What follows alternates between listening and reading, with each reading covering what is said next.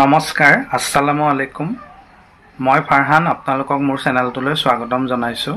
আশা কৰোঁ আপোনালোক ভালে আছে।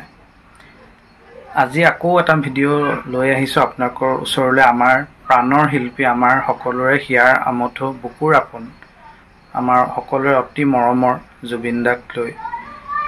জুবিন দা গুচি গ'ল 19 তাৰিখে, আমাক এৰি তেওঁ গুচি গ'ল। কায়িকভাৱে তেওঁ আমাৰ মাজত আজি নাই, কিন্তু তেওঁৰ যি স্মৃতি, তেওঁৰ যি সৃষ্টিৰাজি, সেইখিনিতো সদায় আমাৰ মাজত থাকিব।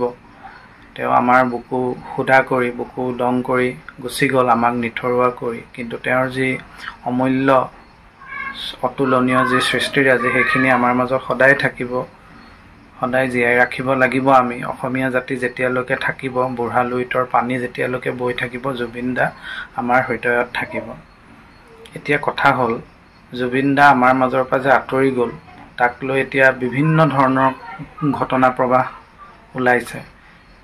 এই যি গোটেই ঘটনাটো সংঘটিত হ'ল, তাৰ আঁৰত যিসকল ব্যক্তি, ষড়যন্ত্ৰই হওক, অৱহেলাই হওক, যিয়ে নহওক, যিসকল লোক এই ঘটনাত জড়িত হৈ আছে, তেওঁলোকে শাস্তি পোৱাটো প্ৰতিজন অসমীয়াই বিচাৰিছে, অসমৰ সকলো ৰাইজে বিচাৰিছে।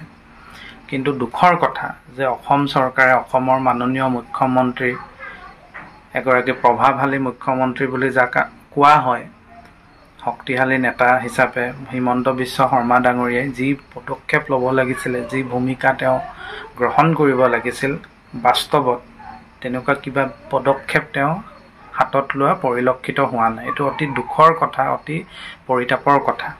মুখ্যমন্ত্ৰী ডাঙৰীয়াই কালি ফেচবুক লাইভ যোগে কৈছে যে যিসকল এই ঘটনাৰ লগত জড়িত, শ্যামকানু মহন্তই হওক, সিদ্ধাৰ্থ শৰ্মাই হওক, তেওঁলোকক 6 অক্টোবৰৰ সময়সীমা বান্ধি দিছে যে 6 অক্টোবৰৰ ভিতৰত তেওঁলোকে CIDৰ সন্মুখত উপস্থিত হ'ব লাগিব। কিন্তু আমাৰ প্ৰশ্ন যে মুখ্যমন্ত্ৰী ডাঙৰীয়া 6 অক্টোবৰ কিয়?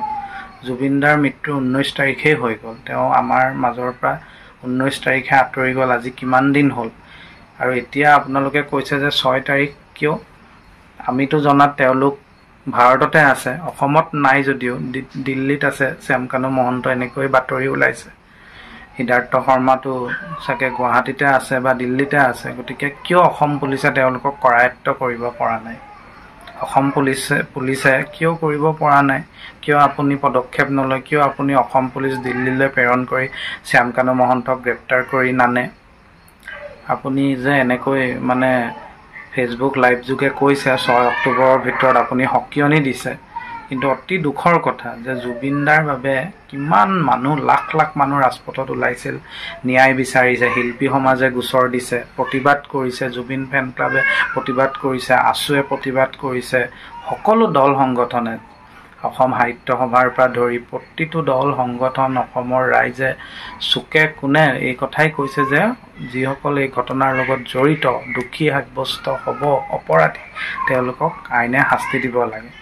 গতিকে আপোনাৰ পৰা আশা কৰিছে, কিন্তু আপুনি 6 অক্টোবৰলৈ কিয় বিষয়টোত পিছলৈ লৈ গৈ আছে, সেই কথাটো আমি বুজি পোৱা নাই। গতিকে মুখ্যমন্ত্ৰী ডাঙৰীয়া, আপোনাক মই বা কৰজোৰে অনুৰোধ জনাইছোঁ যে আপুনি এই ক্ষেত্ৰত পদক্ষেপ এটা লওক। দোষীক 6 অক্টোবৰলৈতো বহুত দিন আছে, 2 তাৰিখে পূজা শেষ হ'ব, দশমী 2 তাৰিখে। আপুনি 6 তাৰিখলৈ কিয় ৰৈছে মই বুজি পোৱা নাই। লক্ষী পূজাৰ পাছত অপৰাধীক আপুনি আটক কৰিব নেকি? এইটো কেনেকুৱা কথা? যিগৰাকী ব্যক্তিৰ লগত গোটেই অসমৰ আৱেগ জড়িত হৈ আছে, অসমীয়া জাতিৰ স্বাভিমান, ভালপোৱা জড়িত হৈ আছে, সেই ব্যক্তিগৰাকীক মৃত্যুৰ মুখলৈ ঠেলি দিয়া এই যে শ্যামকানু মহন্ত, সিদ্ধাৰ্থ শৰ্মা, তেওঁলোকক উচিত শাস্তি প্ৰদান কৰিবই লাগিব। এইটোৱে ৰাইজৰ দাবী, সকলোৰে দাবী।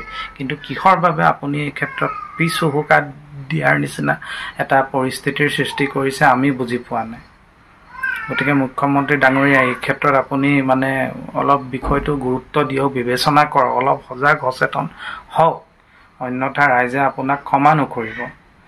এই ক্ষেত্ৰত কোনো ধৰণৰ আপোচ ৰাইজে বিচৰা নাই। গতিকে আপুনি এই ক্ষেত্ৰত কঠোৰ পদক্ষেপ লোৱাটো অসমৰ ৰাইজে বিচাৰে। গতিকে আপুনি এই ক্ষেত্ৰত এটা পদক্ষেপ লওক, ভূমিকা লওক, 6 অক্টোবৰলৈ বাট নাচাব।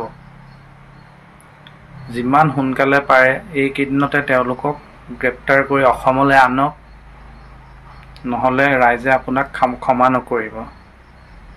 এইটোৱে আমাৰ অনুৰোধ।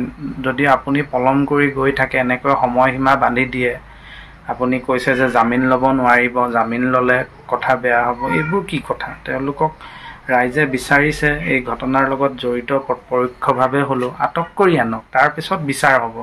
তেওঁলোকক আপোনালোকে ধৰাই নাই, আগতে আপুনি সকিয়নি দিছে ফেচবুক লাইভ যোগে। এইটো অতি দুৰ্ভাগ্যজনক, দুখৰ কথা।